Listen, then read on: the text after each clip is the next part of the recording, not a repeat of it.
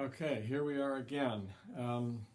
This is actually the second time I've done this chapter. I did it about 3 or 4 days ago and accidentally deleted it before I could upload it to YouTube. So here we go again. I think I did a fantastic job the first time through, and hopefully I can do it just as well the second time. All right, hope you all doing well and that you're hanging in there with this pandemic.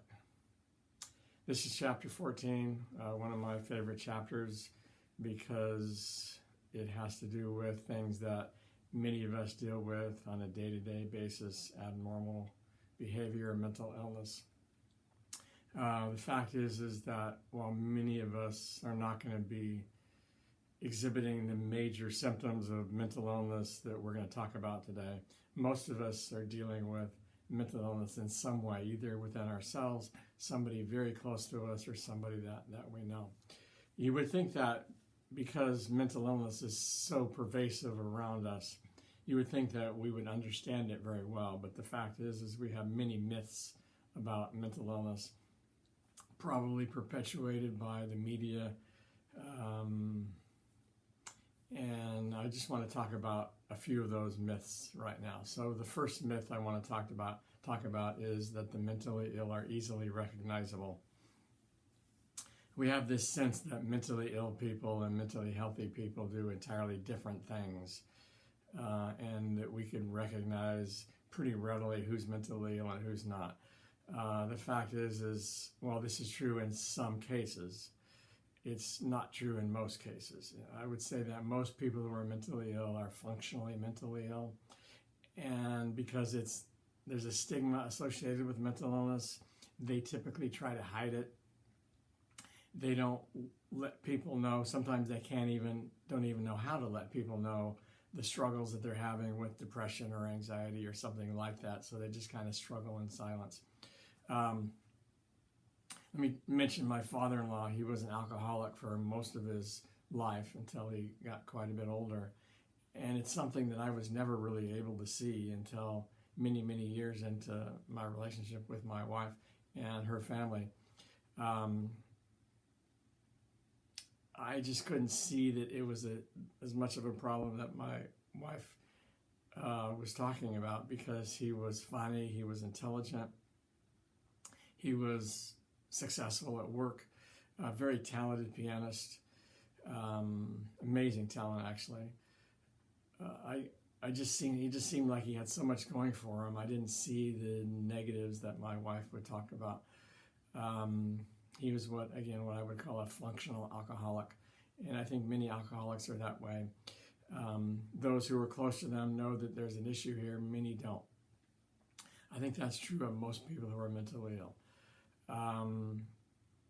All right, now, every myth there is has a kernel of truth to it. I want to point out that just because there are exceptions to this general truth doesn't nullify the general truth. We probably talked about this before with smoking and lung cancer.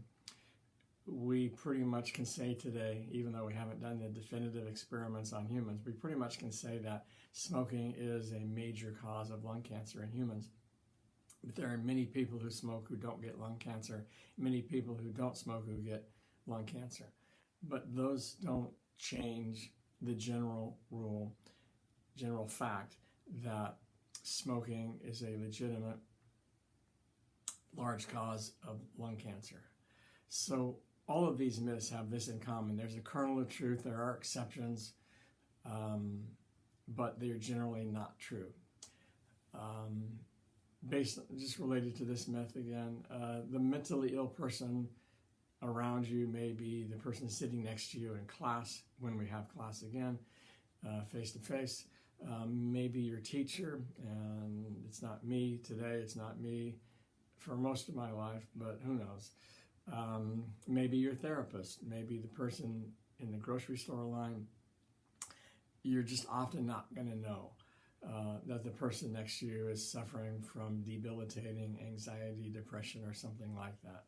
Now, where the kernel of truth is for this myth would be the paranoid schizophrenic who's hearing voices, delusional, who's having conversations with imaginary people that don't exist, the homeless person, and not all homeless people are like this, but many homeless people are mentally ill, and many of those are schizophrenic.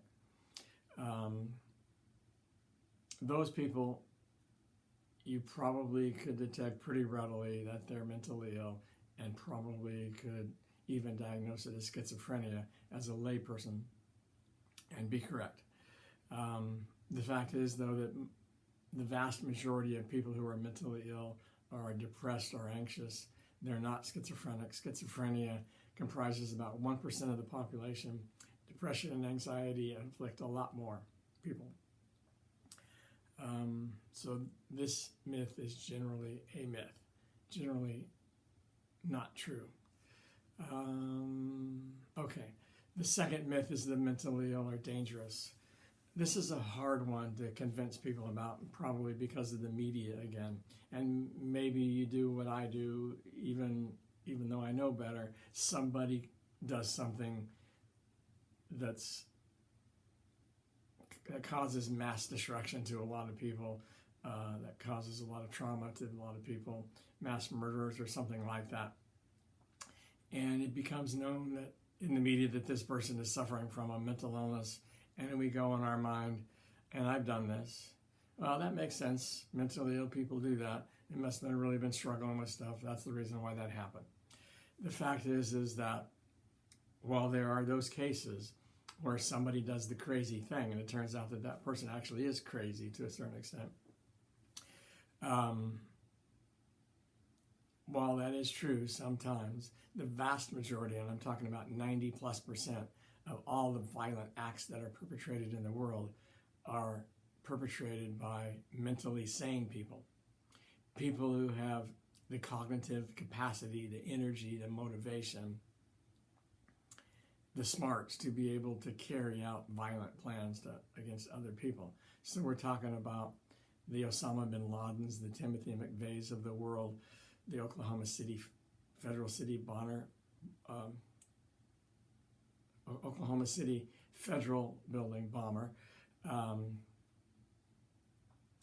Those people are dangerous to other people. They committed huge violent acts, but they're not mentally ill. If you think about it one way, you think, well, they got to be mentally ill to do that sort of thing. But the fact is they don't fit the criteria in the DSM, the Diagnostic and Statistical Manual of Mental Disorders, that would qualify them to be mentally ill. This is going to sound a little bit negative, I guess, but most people who are mentally ill are so depressed or anxious, again, focusing on those major mental illnesses, they're so consumed with that little world, in a sense, of their issues, their anxiety, their depression, that they can't get outside of it to do the dangerous thing. It depletes them of the energy, the cognitive capacity, and the motivation to do dangerous things to other people. So they're not dangerous, generally.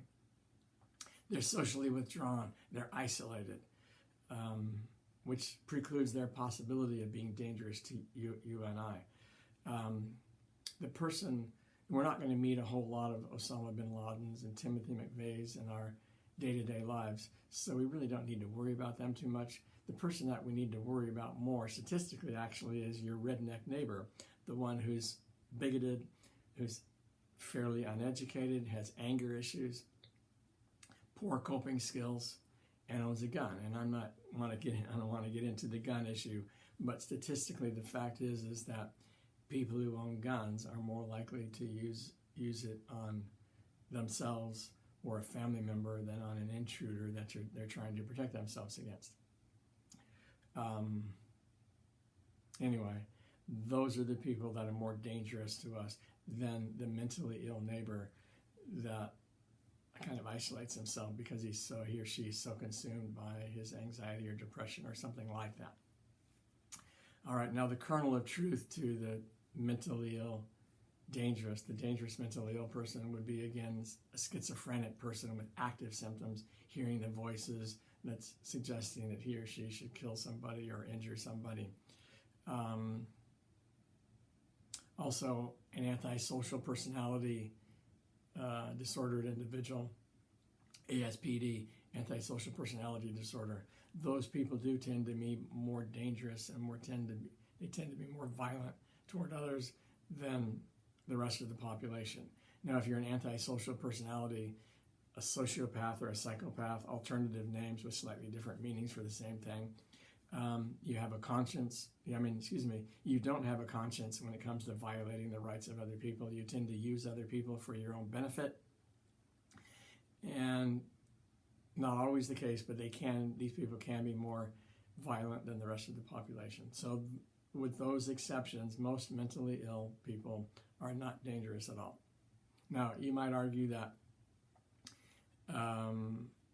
mentally ill people can be impulsive. They can fly off the handle and do something at the drop of a hat that's totally unpredictable. That would include dangerous acts. And I will admit that does happen sometimes. But for the most part, again, the violent acts that we hear about in the world are perpetrated by mentally sane people, not mentally ill people. All right, the third myth is once mentally ill, always mentally ill. The kernel of truth here is kind of an historical one that's changed over time, and it's not today what it used to once be. Again, the schizophrenic with severe symptoms. Back in the 1940s in the United States, if you were schizophrenic, we did not know what to do for you and with you. A lot of experimental treatments were generated to try to help those who were schizophrenic because nothing we were trying seemed to work, and it just seemed to be pretty unmanageable. So people who were schizophrenic would go to state hospitals, mental institutions, and be warehoused there and stay there until the end of their lives. They were straitjacketed, they were put in isolation, they were sprayed with cold water, they were given electroshock therapy, they were given insulin shock therapy, all sorts of crazy things, looking back on it, that we tried to help these people because there just wasn't anything we could do for them. Since the 1950s, with the advent of phenothiazine drugs, antipsychotic drugs like stilazine and thorazine, we have begun to more successfully treat what they call the positive symptoms of schizophrenia. The positive symptoms of schizophrenia, as opposed to the negative symptoms, the positive symptoms of schizophrenia are in what's called behavioral excesses, things that schizophrenics do in excess of the rest of us, like delusional thinking and hearing voices and seeing things that don't exist.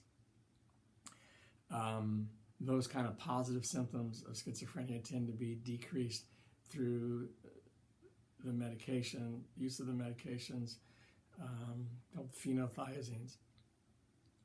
And those have become more and more refined and used more readily with schizophrenics over the years. Today, as we mentioned in class early on, clozapine is one that's used quite commonly with schizophrenics. It's not a cure, but it does tend to decrease the symptoms to the point that they become more manageable, and many people with schizophrenia are able to function, maintain jobs, and maintain relationships. But even with that, about a fourth of all people who are diagnosed with schizophrenia today will be put in an institution and remain there pretty much for the rest of their lives because their symptoms are so severe that they're unmanageable. Another fourth, however, are in and out of institutions. Sometimes they can live in society, maintain relationships outside of the institution, and other times they can't. Another fourth are able to live in the community, taking their medications, receiving some kind of support, getting some kind of therapy, more than likely, and they can manage. Another fourth will have an acute episode, a psychotic break from reality, where there are delusions and hallucinations and other positive symptoms, but they get whatever intervention they need, something changed in their life, and they get better and they never look back. So a fourth of the people today who get schizophrenia, who become schizophrenic at some point, can be put in the category of not having it any longer at some point. So there's the extreme fourth for whom this is definitely a myth, once mentally ill, always mentally ill, and then there's the extreme other fourth at the end of the spectrum for which this is not a myth, it really is true, and then there's 50% of those in between. So, again, most people who are mentally ill are anxious or depressed, and I'm not wanting to minimize their struggle. It can be very complex and difficult, and over the long haul, it may take a long time to deal successfully with one's depression or anxiety. That's definitely true. But even so, every day there are people who were once diagnosed with severe depression or anxiety who have overcame it, and now they're okay, and they don't have to really worry about it anymore. And again, that doesn't happen overnight, but gradually, there may be a long struggle, but gradually at some point they look back and they go, wow, I guess I haven't had one of those episodes for a long time. I guess I'm okay. The last myth is that mental illness is a choice. Now, some of you are probably thinking, that's kind of a crazy one to put on the list, because I never would have thought that mental illness is a choice. I just want to point out something, though, that's kind of interesting. Many of us, if you're like me, we feel like there's a certain type of inner strength that we have, or that people can have, to overcome stresses and tribulations and trials in one's life. And most of us have had some down periods in our lives, or anxious periods in our lives, where, we kind of used that mental fortitude to deal with it successfully, and we came out the other side okay. And so when somebody comes to us who's depressed or severely anxious, we say to them, well, I've felt that way before. I had those kind of problems before, but I just fought my way through it, looked myself in the mirror and told myself life was great, and it worked. I faked it until I made it, and you just need to do the same. Just try a little harder. Do what I did. You'll be fine. The problem here is that the word depression, for instance, is used by us to mean both a kind of a difficult state that we go through occasionally when things don't go our way, how we feel after we got a poor grade on a test in psychology or another class, how we feel after we got jilted by our best friend, laid off of a job. We use depression to describe that feeling after those cases, those incidences, and we use the same word to describe what it's like to be clinically depressed. But the fact is they are night and day different, and I can't really say that through personal experience because I haven't been that far down the spectrum in terms of clinical depression. But I do know people that have been there, and it does seem to me to be very different. The difference between being depressed because we have to be pent up in our homes during this pandemic versus being clinically depressed is huge. And so when we tell somebody, well, when I was depressed, I just fought through it, you need to do the same, and that person is clinically depressed, we really can't relate. The fact is that clinical depression means you lack the ability to make a choice, to just change it. In other words, you can't will it away. I think the same thing would be true with an addiction. Now, with an addiction, you may be able to make some choices over time that make it easier to overcome that addiction in the long run, but not without a lot of turmoil and difficulty and probably relapses. The same thing is true with depression and anxiety, severe mental illness. You can't just will it away. You're not going to just wake up and say, I'm going to fight my way through it and fake it until I make it. Now, that kind of mental fortitude may be able to help you in the long run, but in the same sense that people don't choose to be mentally ill, they can't choose to be better. It's a kind of a change in their mental state or bodily state that takes over and kind of is relatively immune to your desire to not have that and to try to fight through it. So when you say, you just fight through it, do what I did, you're really slapping somebody in the face, and you may not have thought about this before, that advice that you've given to those kind of people. You're suggesting to them that they're making a choice. You're telling them to stop making that choice. And so even if you kind of think that, you know in your mind at some point on some level that mental illness is not a choice, when we give the advice to somebody to just fight through it, we are kind of suggesting to them that they're making a choice to be mentally ill. And so it's a slap in the face. All right, probably other myths that you and I could think of, but those are the 4 major myths that I wanted to cover at the outset today. All right, one of the reasons why we have a couple of these myths is because, as I said earlier, we have this idea that mental illness and mental health are 2 entirely separate things, 2 boxes, if you will, and that one is separate and different from the other one. We have this idea that mentally healthy people do different things, and mentally ill people do different things than mentally healthy people.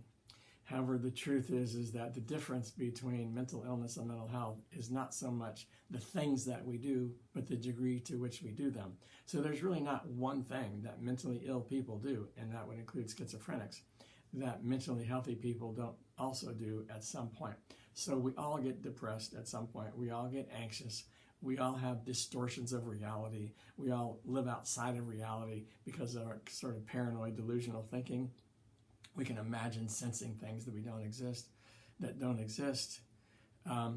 We all have these kind of characteristics at some point of our lives. But if you're mentally healthy, you have those things to a far less degree. Mentally ill people do the same things that mentally healthy people do. As I said at the outset here, many of them are very functional. They're successful in their jobs. They struggle through life, but they do it. They do healthy things. They do the things that the rest of us do. They just do them to a lesser degree. Now, if we could get rid of this idea that mental illness and mental health are 2 separate things, we can get rid of the idea that mentally ill are easily recognizable, and probably a couple of the other myths as well. So what I want to point out here is that with physical health, we know that it exists on a spectrum. We know that it exists on a spectrum because we can move back and forth on that spectrum, right? We can become ill, and then we get the right intervention. Things change. We become healthy again. We become ill again. We become healthy again. The fact is that many people would say that mental illness is the same. It exists on the same spectrum as mental health. They're not 2 entirely separate things. They're just 2 ends of the same spectrum. And I would argue that with mental illness, the same thing is true. We can get ill, we can get better, we can get ill, we can get better. There's more stigma associated with moving down at the other end of the spectrum from mental health to mental illness, but we can move back and forth, and it does happen even in extreme cases. And again, related to the stigma, maybe we should look at it differently, but we have this stigma against being schizophrenic, for instance, severely mentally ill, and then coming back. We kind of think that maybe that person has still got some residual mental illness and could become mentally ill at any time, and we tend to not give that person the benefit of the doubt and to kind of shy away or stay away from that person to a certain extent. Whereas on the other hand, with physical health, if somebody gets cancer and moves to the healthy end of the spectrum at some point, we want to read that person's books and TED Talks and get something of the inner strength that person has.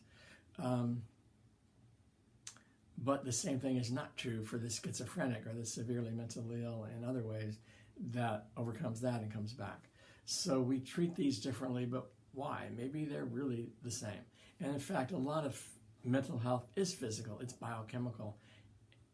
And that's perhaps one of the reasons why many scientists and clinicians are saying that we should look at these as being the same.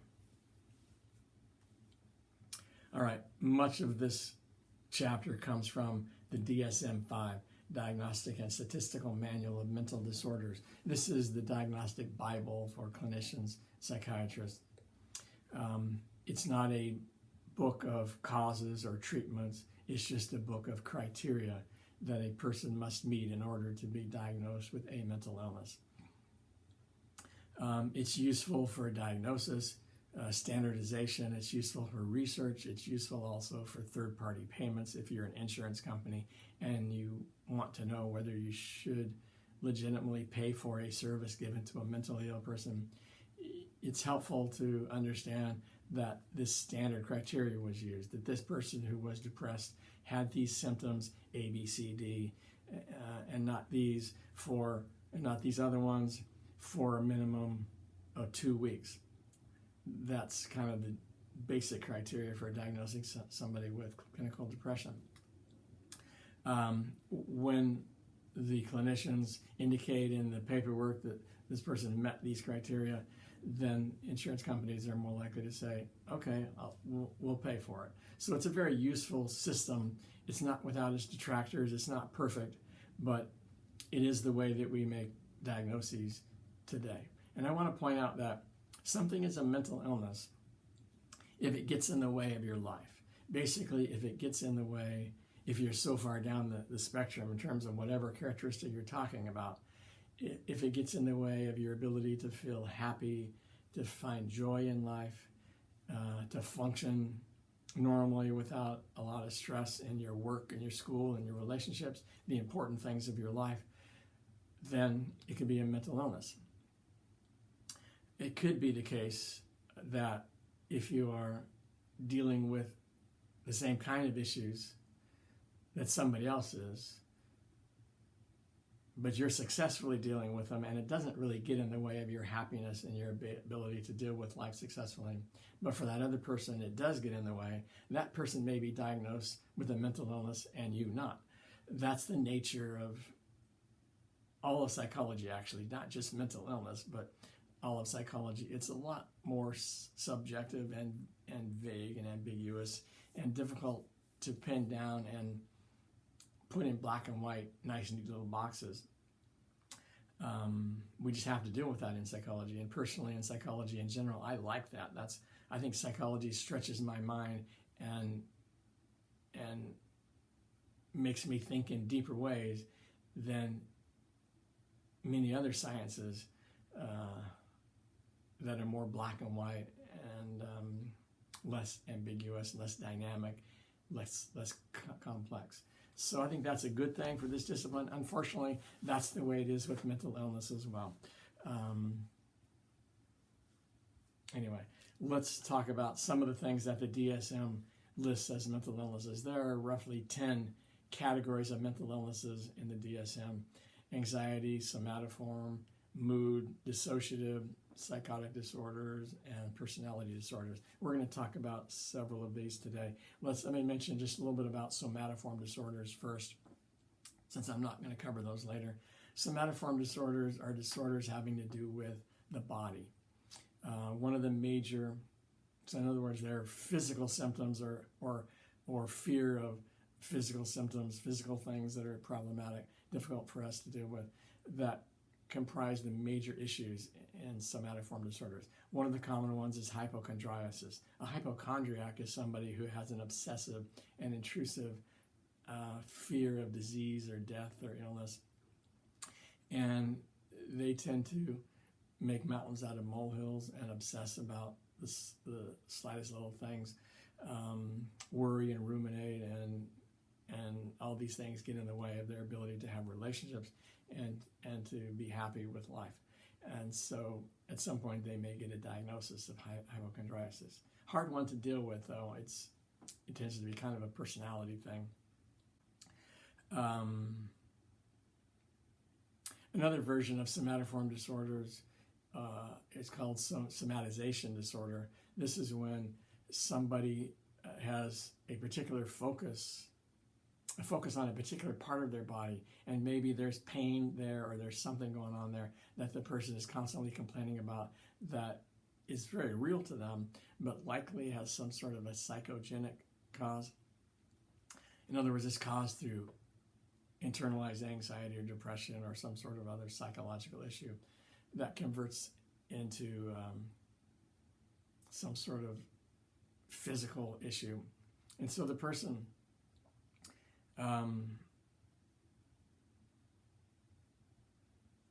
in order to deal with this, the person keeps going to doctors and in some cases gets surgeries, a lot of medical intervention, but none of it seems to work. The problem still exists because the problem is really not in the body, it's in the mind. So that's somatization disorder. Conversion disorders are related, also another type of somatoform disorder. Here's where a person's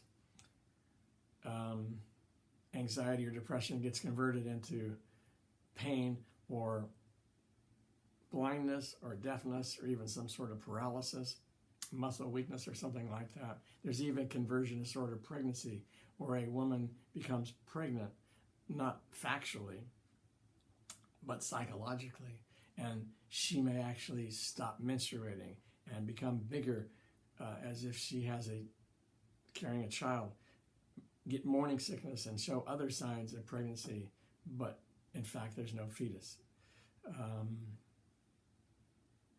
That's pretty extreme in terms of conversion disorder, but there are many different things that ways in which our body can change in response to our internal psychology, and that's kind of the common denominator in conversion disorders. All right, let's move from somatoform disorders to personality disorders. So I already mentioned earlier, and also in an earlier chapter, ASPD, antisocial personality disorder. These are people who lack a conscience when it comes to dealing with other people and violating social norms and the rights of other people. They tend to be more dangerous than the rest of the population, but that's not necessarily a symptom or a criteria for diagnosing this illness, this disorder. Psychopaths, sociopaths, or other names that people may use for antisocial personality disorder. There's borderline personality disorder. These are people who tend to exhibit manic depressive type symptoms. Their mood changes tend to be more rapid and more common from day to day than would be the case for a true person with manic depressive illness, as we'll talk about later. Borderline personality individuals tend to engage in splitting, in which they look at people in black and white terms. So today, your borderline personality person in your life may love you to death, and you can do no wrong, and you're just the greatest person on the planet. But something happens, some slight or something, and your friend, this person, hates you now, and now you're the worst person in the world. So you're split into either a good person today or a bad person tomorrow. Oftentimes these moods are used to manipulate people. There's a lot of drama in relationships, failed relationships. Those are kind of the hallmarks of borderline personality disorder. There's histrionic personality disorder. There's obsessive compulsive personality disorder. Later on, we'll talk about OCD. This is OCPD. It's kind of a personality version, a lesser version of OCD. Less severe anxiety than what's common in OCD. More just a personality that the person exhibits that tends to get in the way of relationships and other things in a person's life. Personality disorders in general are harder to diagnose and harder to treat than many disorders, because they do seem to be just a part of this person's way of dealing with the world. A lot of times these people just seem to be quirky. If that quirkiness gets in the way of their ability to deal with life successfully in some way, then they could be diagnosed with a personality disorder. But they're resistant to change because they feel like that's the way they are, and they don't want to change because they're comfortable with who they are. All right, let's move on to anxiety disorders. There's actually 6 types of anxiety disorders. The first 3 are all phobias. The first one I want to talk about is agoraphobia or agoraphobia. What this literally means, as many of you know, is fear of the marketplace. The agora was the old Greek marketplace. And if you can imagine the old ancient marketplace, That's where people went to barter and sell goods and also meet people, to show off, to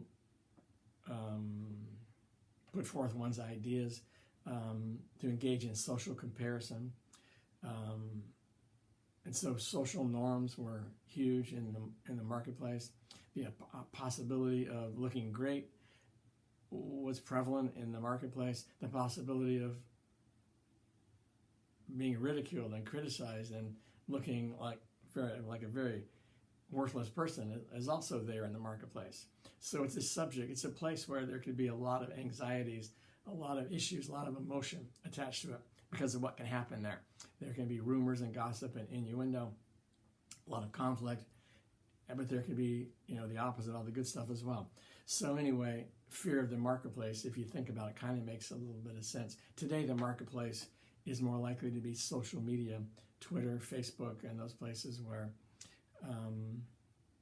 or the club, if you want to look at physical places where we go, where we're subject to the scrutiny of other people, and we can have successes and we can have failures.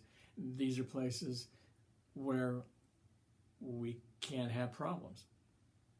Anyway, fear of the marketplace, agoraphobia or agoraphobia, is fear of being in a place.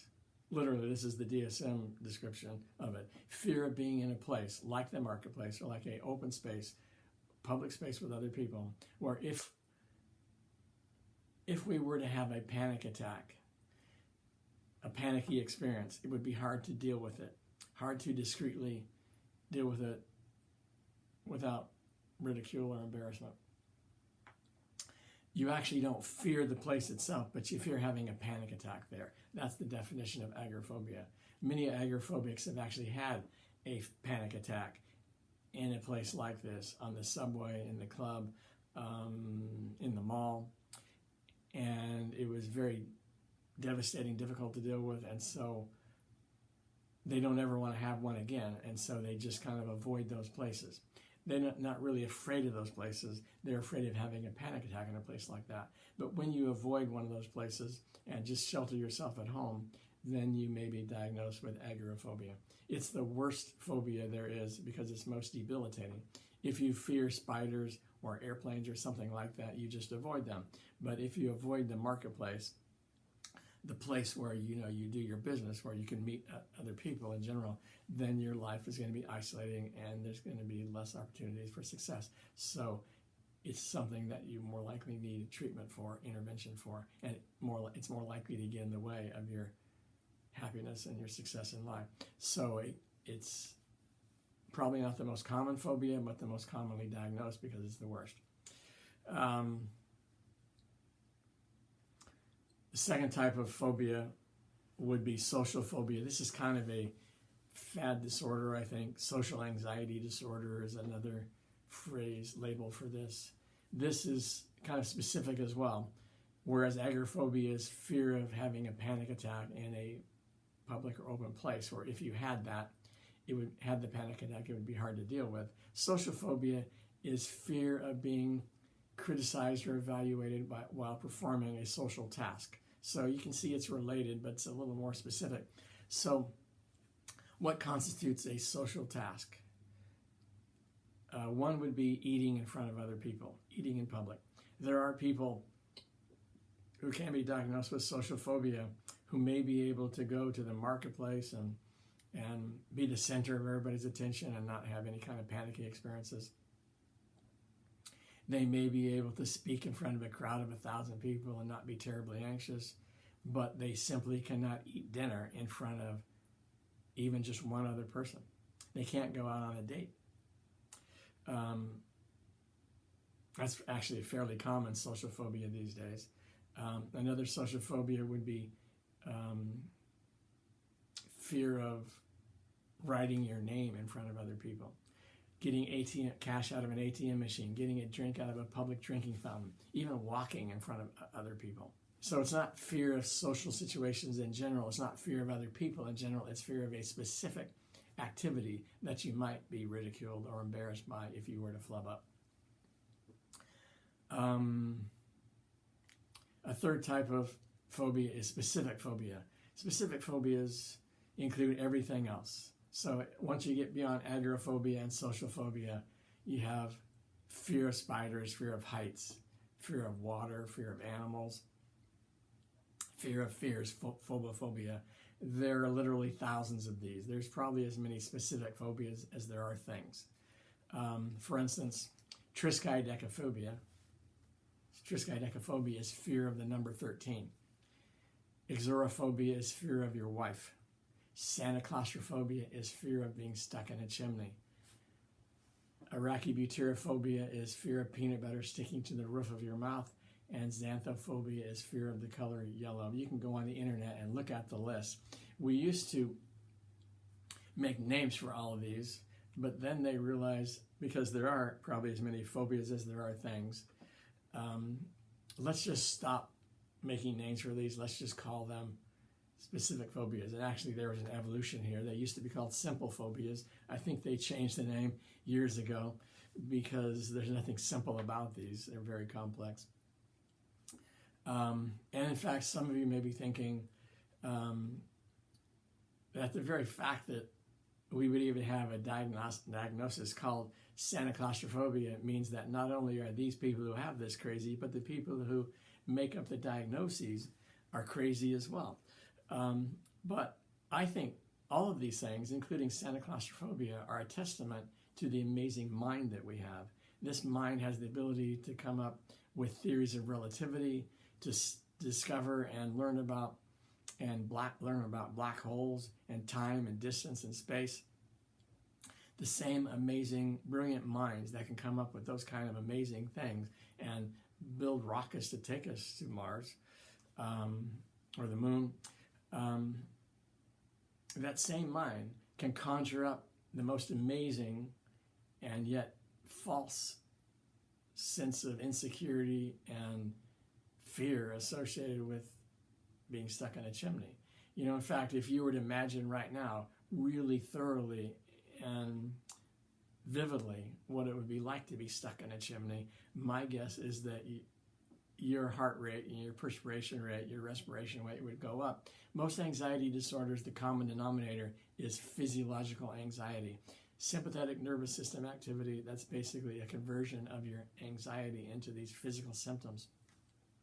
And if you vividly imagine being stuck in a chimney, not just for a second, but for minutes and hours and perhaps a day or two, that would be pretty anxiety provoking. And if you obsess about it and ruminate about it and worry about it, and that to the extent that it gets in the way of your ability to concentrate in class and to do well in school and to have a relationship, then you got a severe problem and it should be diagnosed, it should be treated. So somebody somewhere had sanaclaustrophobia. Somebody had exorophobia. They were so afraid of their wife that it caused them to be an ineffectual partner, to struggle in work and other things, and led to other kinds of worries and concerns and depression and negative feelings. And so the person got diagnosed. All right, so most of our phobias can actually be traced, I think, to particular things that we're probably just generally going to be afraid of, maybe even biologically. Triskaidekaphobia, for instance, is probably just one type of superstitious thinking that we can engage in. I want to point also that some of these things can be very culturally defined. So, for instance, where number 13 is kind of a superstitious thing to be feared in the Western world, in Japan, it's number 4 and number 9. Number 4 is the root word shi for death in Japanese, and 9, Q, is the root word for pain and suffering in Japan. So they have kind of a superstitious fear of those numbers in their culture. Anyway, superstitions are pretty common in many, many cultures. And maybe there's some evolutionarily, naturally selected component in us that inclines us towards superstition as a protection to save our lives and to live longer and have offspring. Exorophobia, maybe that's kind of a relationship kind of a thing. We're in relationships we can be, particularly in, say, a male-female relationship, you could be emasculated or defeminized. You could live in fear that you're going to be cut off from this branch that you put yourself out on to be vulnerable in this relationship, because that's what it takes to be successful. But there's a fear you're going to be cut off, and you have been cut off before, and you know how terrible that feels, and so you develop exorophobia if it's your wife that's doing that to you. It's those kind of things. Claustrophobia is probably related to claustrophobia. Arachibutyrophobia is probably related to suffocation. Xanthophobia is probably related to our natural understanding that in nature that foods and plants that are spoiled and rotten for us to eat and can make us sick or kill us tend to be kind of yellowish or greenish. And so we naturally have learned to avoid those and to dislike those. Anyway, I think I'm trying to get you to appreciate that although these seem pretty bizarre and crazy, there's a root here that actually kind of makes some sense. There's a logic to them that kind of makes some sense. Okay, those are the three broad types of phobias: agoraphobia, social phobia, and specific phobias. Let's talk about three other anxiety disorders. Panic disorder, I already mentioned. This is physiological anxiety in the form of highly increased respiration, perspiration, heart rate, blood pressure that tends to be experienced very negatively. If you've had a true panic attack, they can be confused with heart attacks. And so people may take themselves to the hospital ER room for fear that they're having a heart attack. Then they get checked out and it turns out that nothing's wrong with their heart. So then they're referred to the psychiatrist. They tend to be very intense, very devastating. If you've had one, you never want to have one again, apparently. And if the panic attack was in a public place, the marketplace, so to speak, then you may shut yourself off from the possibility of ever having one of those again by going to one of those places. So you don't go to one of those places and you become agoraphobic. Panic attacks tend to be very temporary, very short-lived, and very intense. The opposite of panic attacks, actually, before I go there, the DSM says that you can be diagnosed with panic disorder if you've had one or more panic attack in the last 4 weeks with, and this is important, with anticipatory anxiety that you're going to have another one. And scientists will say, clinicians will say that the anticipatory anxiety is worse than the anxiety associated with the panic attack. And again, because the panic attack itself is very temporary and short, a few minutes at the most. But the anticipatory anxiety could be chronic and it could last for days, in which you're so afraid you're going to have another one that you have this chronic anxiety that gets in the way of your life. So if you've had the one panic attack and anticipatory anxiety for more than a month, then you could be diagnosed with panic disorder. The opposite of that is GAD, or generalized anxiety disorder, which is chronic anxiety. The DSM says that this is got to be diagnosed, or can be diagnosed, after 6 months of low-level chronic gastrointestinal upsets, rumination, worry, just all those kind of physiological stress signals that people experience when they're in stress. If this is chronic and lasts longer than 6 months, you could be diagnosed with GAD. A lot of people with GAD may just be kind of wired up that way. And that makes them more susceptible to panic attacks, makes them more susceptible to other anxiety disorders, but it can exist just by itself. Post-traumatic stress disorder would be most correctly used when somebody has experienced an uncommon stressor, things like a war trauma, natural disaster, rape, a car accident, or something like that. And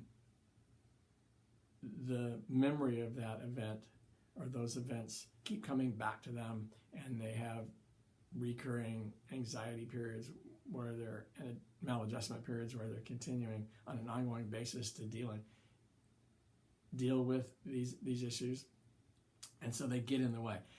Oftentimes, people with post-traumatic stress disorder haven't had the opportunity to deal with it effectively initially early on, and so it kind of gets repressed. It kind of, in the Freudian sense, it kind of goes underneath the surface, but the memories and the conflicts are still there, and without treatment they can fester and get worse over time, and so the adjustment down the road is worse than it was, say, initially, because at first it was just sort of glossed over. All right, post-traumatic stress disorders, kind of common these days in terms of how we describe people's after-the-fact reactions to negative events that happen in their lives.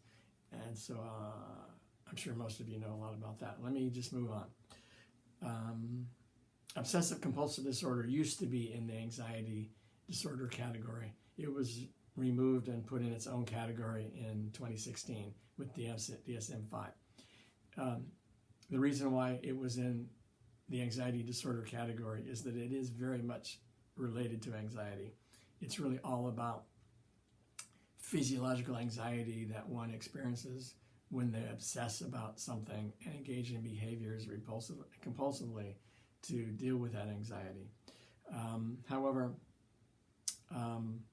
I think they took it out of the anxiety disorder category because it does seem to be kind of different from the other anxiety disorders. It's still very much fraught with anxiety, but it's an interesting disorder in that the obsessions seemingly cannot be willed away and they can't be undone. They just keep coming back again and again, and the behaviors, which interestingly enough are used to deal with that anxiety kind of in a negative reinforcement feedback loop. If you have a fear of germs and disease, you may wash your hands as a way of, and wash everything, sanitize everything in order to deal with that fear. And it temporarily gets rid of the anxiety, but then the anxiety comes back because that's the nature of the disorder. And so you wash your hands again, you clean again, and then the anxiety comes back, and the anxiety goes away, and then it comes back, and so you do all that stuff again, and those behaviors become compulsive behaviors that you cannot stop. And so the behavior, which is kind of a treatment to get rid of the anxiety, becomes part of the problem because you can't stop yourself from doing them. OCD is something gets made light of, and I think talked about in the same way that I talked about depression earlier, in that we use the word depression to describe when you're way down here on the light end of the spectrum, also when you're way up here on the heavy end of the spectrum, the more severe end of the spectrum. The same thing is true with OCD. I'll do a 2-minute essay in class, and my students will hand in a piece of paper, and if there's a whole bunch of papers up there, maybe some student will pick them all up and shuffle them and align them, the edges, and set them all straight on the desk there, and student will say something like, "Pardon me, I'm just a little OCD." And that may be true. Maybe that person is a little OCD, but to be a little OCD is way different from being severely OCD. OCD, in fact, if you're extremely on the severe end of the spectrum, is one of, I would say, the 4 worst types of mental illnesses there are: schizophrenia, OCD, manic depressive illness, and major depression. Worst mental illnesses in terms of how incapacitating they are and the cost that people have to pay when they have these disorders. So really not anything to make light of. And we need to be careful that we don't relate straightening the papers on the desk and needing things a certain way in terms of how our house is organized and our desk is organized. You really have to be careful of equating that with the person who's severely disabled by OCD. I had a video years ago of a guy that had OCD, and he was afraid that when he went to work, he described one day driving to work. When he got to work, he was afraid that he may have hit somebody, a pedestrian, by the side of the road, and that person was in need of medical attention, and it was all because of him. And so in order to allay that fear, to help him to understand that no, everything's okay, he drove back home, retraced his pathway to make sure that nothing there was nobody by the side of the road, half dead or dead. And when he did that and went back to work, he thought again, well, maybe I missed the person that I hit.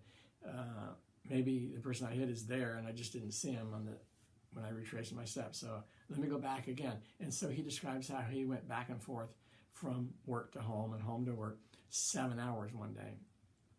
Came into work late, eventually got fired because you can't do that. He will also describe that he would check the lock again and again and again to make sure that it was locked and locked effectively and sufficiently. He even started taking apart the lock and trying to make sure that he knew that when it was locked, it was really locked. And he checked it out so many times and worked with it so many times that he actually broke the lock. When you're that obsessed with things and you can't stop yourself from doing these things, even though they're causing you to be fired and to not be able to deal successfully with life because you're spending all your energy, all your thoughts on these issues, then it's a severe problem. Most people would say that OCD is related to some sort of dysfunction in the frontal lobe of your brain. Something there is not allowing you to feel okay with the 1 or 2 times that you check something to make sure it's okay. The 1 or 2 times that you tell yourself, okay, I don't need to worry about that. So we talked earlier in the semester about serotonin.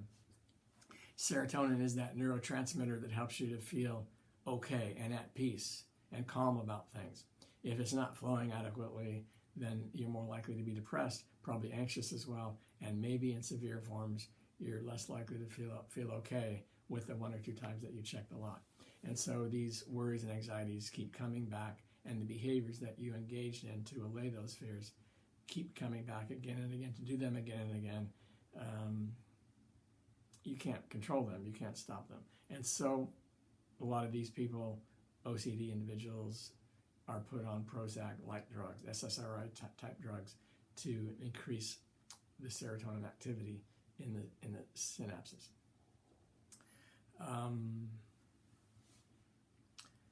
Relatedly, some people are hoarders. It's as if they're obsessed with the need to not throw anything away, the feeling that if you throw something away, that you might need that down the road, or that somehow things aren't just right if you throw something away, and so you need to hold on to it. Extreme hoarders will live in apartments or homes where everything is stacked up to the point that there's stacked up in every corner and crevice of the room, to the point that there's really only little hallways, little walkways that the person can walk through to get through the house, because every place else is stacked full of stuff.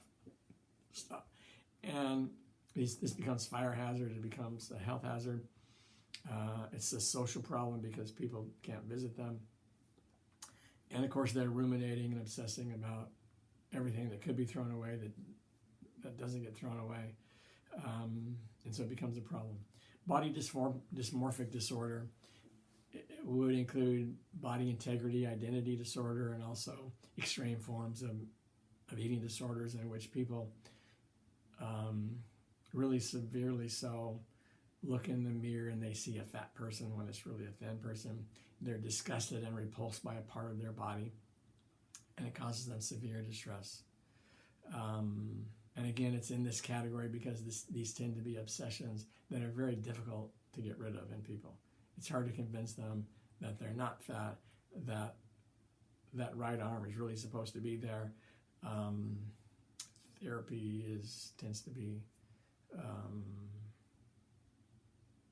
not greatly effective in many cases. All right, let's go to another category. These are mood disorders. Mood disorders really come in many varieties. We're going to talk about 2 varieties, actually. There's unipolar mood disorder and there's bipolar mood disorder. Unipolar mood disorder would be moods that fluctuate between one extreme mood and normality. So if you have unipolar mood disorder, you're not chronically depressed or chronically manic. you are likely depressed,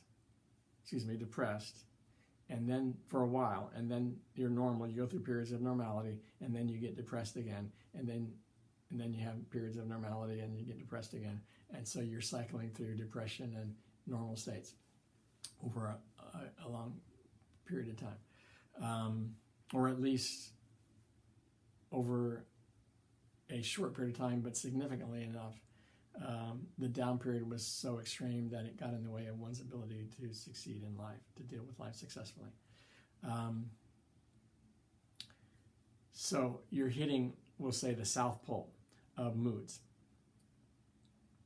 at least once or twice or more over a period of time. Bipolar mood disorder is where you've hit both poles. You hit the North Pole and the South Pole. So the South Pole would be inability to experience joy in things you normally would experience joy in, inability to muster energy and motivation to do the things you normally would do, sleeping issues, appetite issues, and there's a whole list of criteria that go along with those that would constitute hitting the depressive South Pole side of mood. The North Pole would be the manic state. The manic state would be having an inability to experience disappointment or sadness.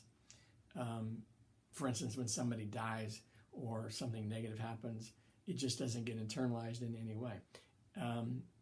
People in a manic state can feel like they're superman, men or superwomen, and they can do anything. They feel like they have unlimited energy, unlimited money, so there's a lot of grandiose and distorted thinking in a manic state. Unlimited money, unlimited ability to eat and drink and use drugs and gamble and have sex. And so they often ruin their lives in a manic state because they have this distorted sense of reality based on this totally energetic and highly manic state. So if you hit both extremes, at some point you could be diagnosed as having manic depressive illness. Now you might think that unipolar mood disorder could include mood swings that go from the manic state to the normal state, to the manic state, to the normal state. But the fact is if you experienced mania a few times and it got in the way of your life, or somebody else says, this is getting in the way of my life, so you need help. So you go down to the clinician and get diagnosis and get some help. If you just experience just the manic state, the clinician would likely diagnose you with bipolar mood disorder, and you might say, well, but I've never been depressed, so I don't get that diagnosis. The doctor would say, well, yeah, but just wait, it's likely going to happen. The vast majority of people who experience a manic state in the extreme will eventually experience a depressive state. And so there really is no criteria in the DSM for a unipolar mood disorder that exists for somebody who just experiences a manic state, because while those people do exist, they're very rare. The feeling is that if you have manic depressive illness, your mood regulation, your body's ability to regulate your moods is so out of whack, so messed up, that your moods just swing from one extreme to the other. If your mood regulation is less severe, you may just experience the depressed state. And that's a more manageable, less biological version of a mood disorder. So manic depressive illness is thought to be worse because of the jagged highs and lows. The suicide rate is higher. It's thought to be more biological. It runs more commonly in families, genetically. And in general, the prognosis is worse. People who struggle with manic depressive illness are harder to treat. All right. This is not a typical unipolar mood disorder pattern in somebody's life who has unipolar mood disorder, but it's a sample because it can vary a whole lot. But the point is that at some point you hit the South Pole and then you get normal again and then you hit the South Pole again. If it's chronic. Now, actually, the DSM criteria says that if you've experienced a depressive state for longer than 2 weeks, you could be diagnosed with major depression. But what often happens, not in all cases, but in many cases, what often happens is the person who experiences one depressive phase, it may last 3 to 5 months. The person will have another one at some point. If the person has another one, it's likely going to happen within the next two years. And in between, the person may be fine, may be functional, but it comes on again at some point. Here's again, not typical, but sample bipolar mood pattern. The person at some point hits the manic phase, someone hits the depressive phase. And again, as was shown in the last slide, the drop down or the movement upward into a manic state can be precipitous, can be very quick. Sometimes it can be more gradual. The time spent in the manic or depressive phase can be longer or shorter from each time. And the period of normality in between can be longer or shorter from each time. It varies a whole lot. Now, what this slide shows is that if you've had a depressive phase, and we're just dealing with depression now, not bipolar mood disorder. If you've had a depressive phase, 50% of the time it won't happen again. That's the very good news. The very bad news is that 50% of the time that you've had one, it will happen again. Now, of the people who have had one depressive phase, 10% of them will go on and have them again and again and again. But if you've had 2 or more, in other words, if you're on this side of the pie, if you've had 2 or more, then 20% of these people will have them chronically again and again. So you can see that there is a fairly high risk of being chronically, not all the time, but again and again having these depressive phases. And I think that's what makes it so difficult to deal with for people who are clinically severely depressed, is the chronic nature of it. Periodically, you just know this is going to happen, and so you just kind of can see it coming on at some point, or you know it's going to happen at some point, so you anticipate it, which, again, that can be problematic in and of itself, the anticipatory anxiety and worry and ruminating that it's going to come on at some point, and hopefully not this semester when I'm in school. All that stuff can be problematic and hard to live with. Now, bipolar mood disorder is roughly the same in males and females, and roughly the same percentage in all countries of the world. And it's really only about 1 or 2% of the population suffers from manic depressive illness. Depression is way more common. They say that as many as 20% of us at some point will be clinically depressed at some point in our lives. Maybe right now as many as 8 to 10% of the population is clinically depressed. And it tends to be thought of as being more related to stresses and environment and learning, as opposed to some sort of biochemistry, which makes maybe more the problem in bipolar mood disorder. So along those same lines, there's the difference in prevalence rate in the sexes as well. So depression, major depression, unipolar mood disorder is twice more common generally in females than in males. Why is that? A lot of theories, and they're probably all true. One theory is that males and females get depressed equally as likely. They both get depressed to X degree. But when men get depressed, they don't talk about it, they don't act it out, they don't go to a clinician, they don't get therapy, they don't get help, they don't get diagnosed. What they do is they suffer in silence, they abuse drugs, they abuse their kids, their dogs, their spouses. And so they're more likely to get diagnosed for disorders related to those things, or to have issues related to those things, but less likely to be diagnosed with depression. Females are more likely to talk about it, and so they're more likely to get diagnosed. So maybe the incidence is really the same. We just manifest it differently. Another theory is that being a woman is tougher in our society. and that would be because society puts more pressures on women to be a certain way. A woman is more readily objectified by the culture, treated as a second-class citizen, has fewer benefits, fewer opportunities in life. And probably you could argue that the female role is more multifaceted. The female in today's superwoman world needs to be feminine and beautiful, successful in work, needs to be nurturing, have relationships, have kids, and raise those kids.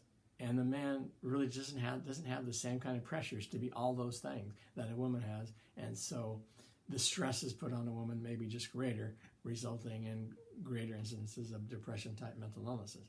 And it's also true that anxiety disorders are twice more common in women than men, maybe for the same reason.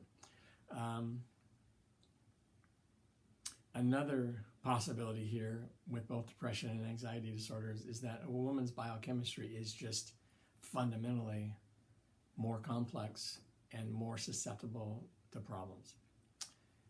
The biochemistry associated with being able to have children, nurse, and all that just creates the possibility for biochemical and hormonal activities that could create problems, which can be or messing up that biochemistry can be triggered more readily by stresses in a person's life. So again, there may be kind of a biological difference between males and females here that makes them more susceptible. Now, dissociative disorders is another category that has to do with identity, one's sense of who one is. Now, if you totally forget who you are, you dissociate from your identity completely to the point that you forget yourself. You forget your name, your address, who you're related to, and where you live. That can be called dissociative amnesia. Occasionally, you'll see in the newspaper a public announcement about a person, maybe a man with a picture in the paper. And the statement will be, "We found this man underneath the I Street Bridge, and he was homeless and in need of medical attention. We took care of him. He's fine now, but he doesn't know who he is. If you recognize this person, please notify us so that we can get you two together and send him home." That's a person who likely is suffering from dissociative amnesia, and the thought is that it's psychogenically caused. The person was so traumatized or stressed out by something that it caused the person to forget who they were. Now, if you have dissociative amnesia with a wandering state in which you actually wander to a different community and take on a different identity, not at the same time as the old one you had, but a different identity in place of the old one, then that's called dissociative fugue. So there was a case in Sacramento a few years back where this person from the Northwest, Seattle or Portland, was missing from home, and his family was trying to track him down, and they finally tracked him down here, and they found out that he didn't know who he was. He thought he was somebody else, and he didn't know who his family members were. And they're trying to tell him, "Come back and live with us. We know you. You're our family. Let's help you out." And it took him a while to convince him that he really did belong back in Washington State or Portland, Oregon. And I understood later that he did go back home and kind of went into a dissociative state again and went to Colorado, and they had to track him down there. That would be to be in a dissociative fugue state. To be in a fugue state means to wander from place to place. If you have multiple personalities, multiple identities, then you could be diagnosed with dissociative identity disorder. It used to be called MPD, but in 1985, 90, somewhere along in there, it became known as dissociative identity disorder because they wanted to shift the focus from just having different kind of personality sides to you, but having totally different identities within the same person. So the definition here is 2 or more identities within the same person. The average is about 13 with a person who has DID, and the number can range from 2 to hundreds. Sometimes those personalities, those identities are fragments, they're not complete, but to the extent that they have their own memories, their own emotions and personality quirks, ways of dealing with the world, then they're considered different identities, even if it's just a fragment. And so they get counted as different identities within the same person, and therefore the person gets the diagnosis. A lot of times these different identities can be kind of id, superego kind of related, but they can be, one could be male, one could be a female, one could be a child, one could be an adult, one could be a smoker, one could be a person who dislikes smoking completely. One could be the protector, whose job it is to make sure that the other identities aren't aware of each other.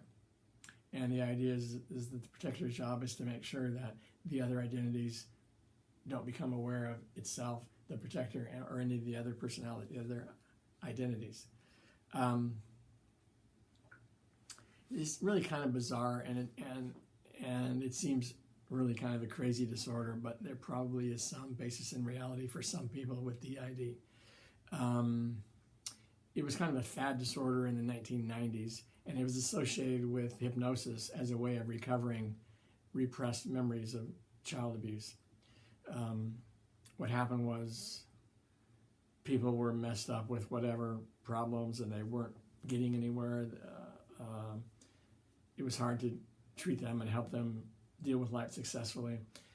And there was this, at the same time, this movement to get abuse from out from under the rug and out of the closet and become aware of it. And those two things came together. People with undiagnosed mental difficulties were put under hypnosis with the suspicion that maybe they were dealing with post-traumatic stress disorder kind of things, and they were repressing early childhood events that were highly traumatic, and they just simply developed other personalities to deal with that and other identities to deal with that, and that was creating problems in their life. So under hypnosis, it was suggested that they had repressed memories of child abuse, that they had multiple personalities within themselves, and lo and behold, under the suggestion of hypnosis, they did remember abuse as a child, and they were able to pull out different personalities that existed within them. And so the incidence of MPD at the time went way up. But what happened was that some clinicians diagnosed MPD all the time, and other clinicians never diagnosed MPD. And so it began to be questioned what was really going on here. Is it a matter of I'll believe it when I see it, or I'll see it when I believe it? If you believe that people are abused as children and they have personalities within themselves to harbor those memories, then you're more likely to see that in your patients. And then there was also the fact that people's lives were being ruined because they were accused of abusing their grandsons or this boy somewhere in the past. And they were being tried for these crimes. And the evidence was recovered memories of child abuse brought out under hypnosis. And so somebody finally began to look at this. At first, these diagnoses of MPD and recovered memories of child abuse were just taken at face value. But then it turned out through some good research that basically what was happening here is these well-meaning, well-intentioned clinicians were falsely implanting these memories of child abuse in the minds of these patients and falsely diagnosing them with MPD. And these men who were accused of abuse were totally innocent. Now, not in all cases, but in many of those cases, they were totally innocent. Anyway, back in that era, it was a very controversial disorder, and basically the end result is it led us to understand that most child abuse cases are not repressed, and most people who were abused as children don't develop MPD, and hypnosis is not a good way to diagnose MPD because of the power of suggestion that occurs under hypnosis. But since then, there's been some research that shows that when a person has multiple legitimate DID, now is what we call it, you can do PET scans of one identity and then PET scans of another identity within the same person when they're out. And you can see that they're different. The PET scan, brain scans are different. They show different brain patterns.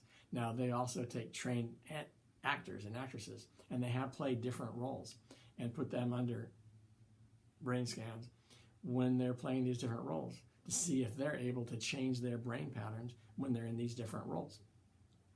And apparently they're not.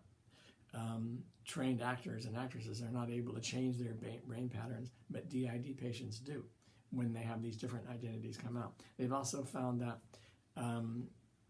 body temperature,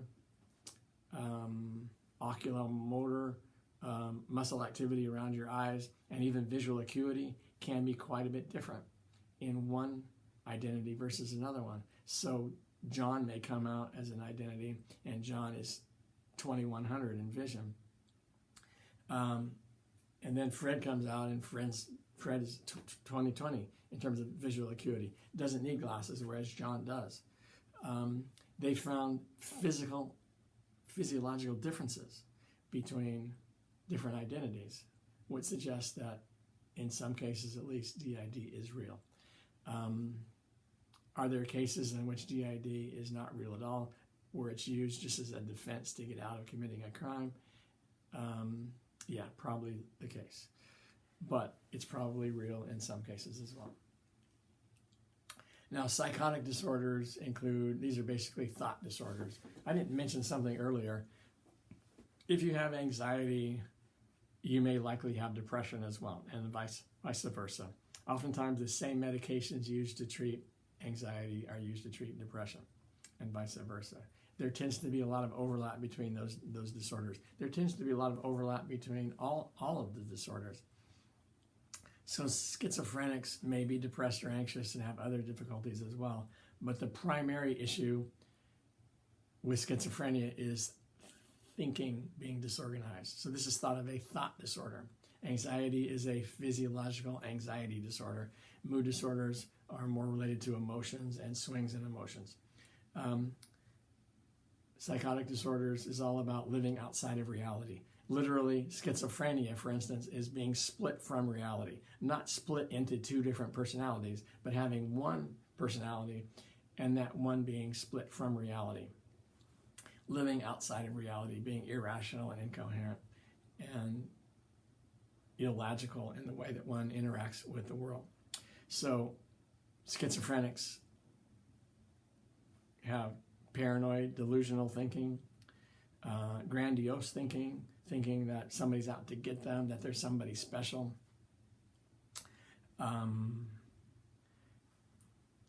They can have active visual experiences and auditory experiences that are not true, not valid, not real. They can imagine people, have arguments and interactions with them, but they're not really happening.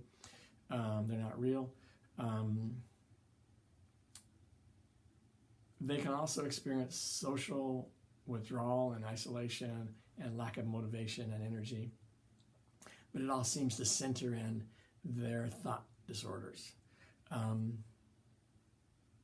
Some people think that a schizophrenic has an inability to filter out all of the complexity in the world. It all comes in a very rich, fast, and unmanageable sort of way. And the result is kind of flipping out and going crazy, so to speak, in terms of one's thinking patterns, in terms of one's reaction to that unfiltered, overly intense world that keeps coming in and can't be stopped. So some people who are schizophrenic deal with it by becoming catatonic. Some people deal with it by becoming just entirely paranoid. Others by engaging in all sorts of crazy behaviors. But it all centers around their thinking being disorganized and being outside of reality. My nephew was an extremely gifted and talented graphic artist when he was younger, and he went to work for a design company in San Francisco, the city of San Francisco. And as a young person, married, he was making $650 an hour, making designs and doing artistic things for this company. And eventually his ideas became more and more bizarre and crazy, and they eventually let him go, and he got into drugs, and he became homeless, divorced from his wife, and he ended up basically walking, I understand, from the West Coast to the East Coast and back again, and back to the East Coast again, and back to the West Coast again. In jail, landed in jail a couple of times. He wanted to visit his congressman in Washington, D.C., so he's walking up and down the mall in front of the state capitol, waiting to meet his congressman, and he found a door, because he was so paranoid that people were stealing his thoughts. He found a door someplace, and he put it over his head, and he'd walk up and down the mall with this thing over his head to make sure that whoever was trying to get his thoughts out of his head couldn't. Those are the things that are pretty typical of a schizophrenic in the extreme sense. Lately, he's been doing better. He was able actually to come back to that job that he was working at before. The problem is they are only willing to pay him $50 an hour because his thinking is still kind of disorganized, and he didn't like that, and it created problems. And eventually, they laid him up recently, and he's getting more support from family and other people now, and so things are a little better, but he's still kind of dealing with it. Anyway, that's kind of an example of schizophrenia and what you can see in somebody who's dealing with those kind of thought disordered issues. Schizoaffective disorder won't spend any time on this really. This is when you're exhibiting schizophrenic symptoms as well as a mood disorder. So the affective part here is the mood disorder part. And then there's the delusional disordered person who's not really stereotypically engaging in those strange idiosyncratic behaviors like my nephew, door over the head and aluminum foil over the head to ward off mind invaders. Doesn't have active visions and voices, but is extremely paranoid and engaging in all sorts of thought processes that are just wacky and off the wall. And of course, they're getting in the way of the person's ability to find success in life and dealing with everyday life. So a person gets diagnosed with delusional disorder. Now, there's other types of psychotic disorders as well, but those would be the most common.